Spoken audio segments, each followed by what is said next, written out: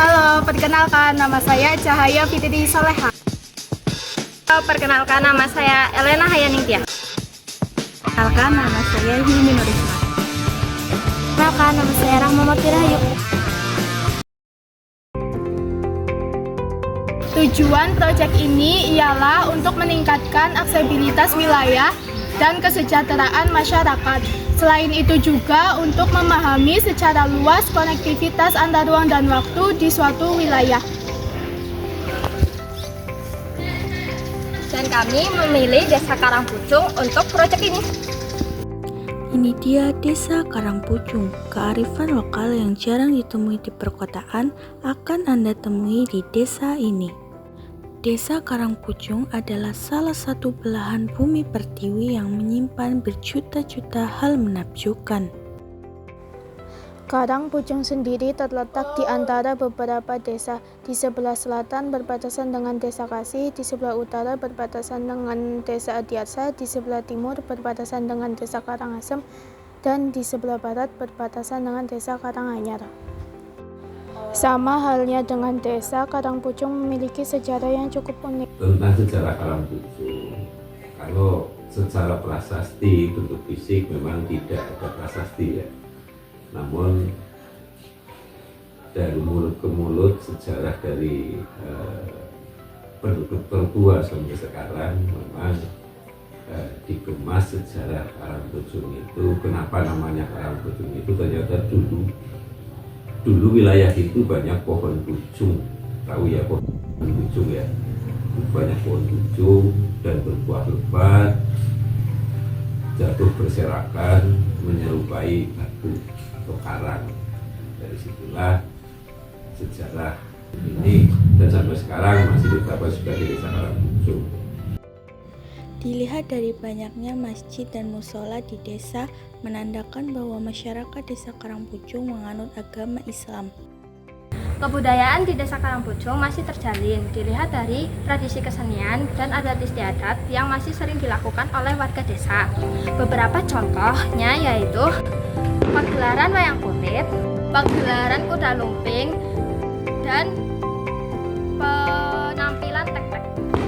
Nah, kalian tahu tidak sih? Kira-kira masyarakat di Desa Karangpucung menggunakan bahasa apa sih? Di Desa Karangpucung kalian bisa menggunakan dua bahasa. Yang pertama bahasa Jawa Ngapak, yang kedua bahasa Jawa Kramak. Nah, jika kalian tidak bisa menggunakan bahasa Jawa, di sini kalian bisa menggunakan bahasa Indonesia loh.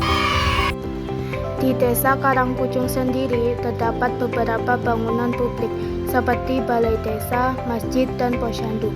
Di bidang pendidikan, Karangpucung memiliki 1 PAUD, 1 TK, 2 SD, 1 MTS, 1 SMK, dan TPI.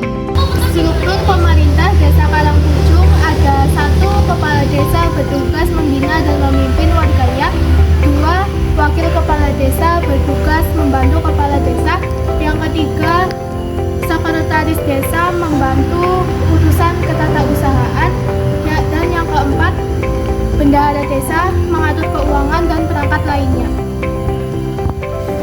Interaksi antara pemukiman, pertanian, dan kegiatan sosial di Desa Karangpucung berupa mengekspor melon ke beberapa wilayah di Kota Purbalingga serta membuka tempat wisata gratis.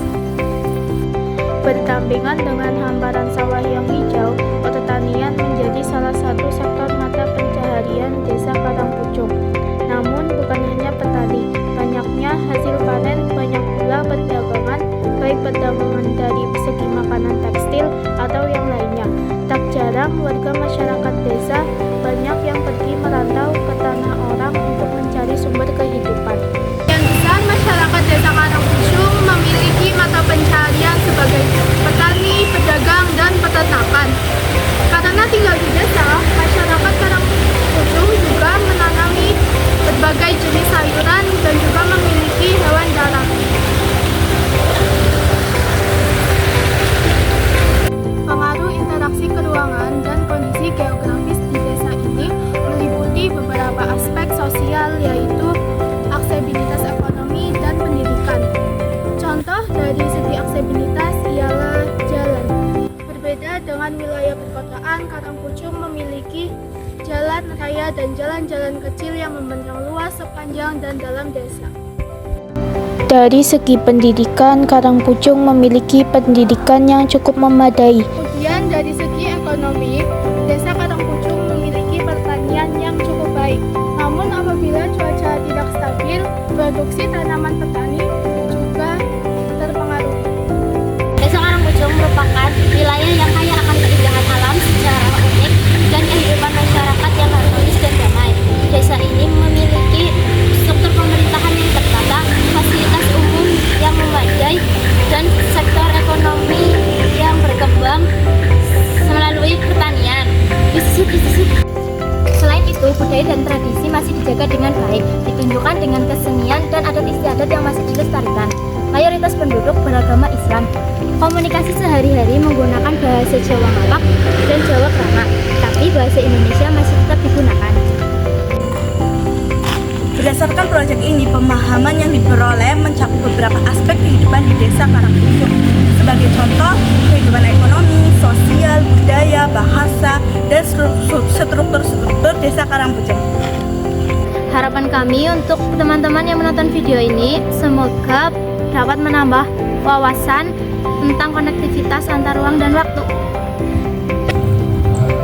Sekian video dari kami. Terima kasih, semoga bermanfaat. See you and bye-bye.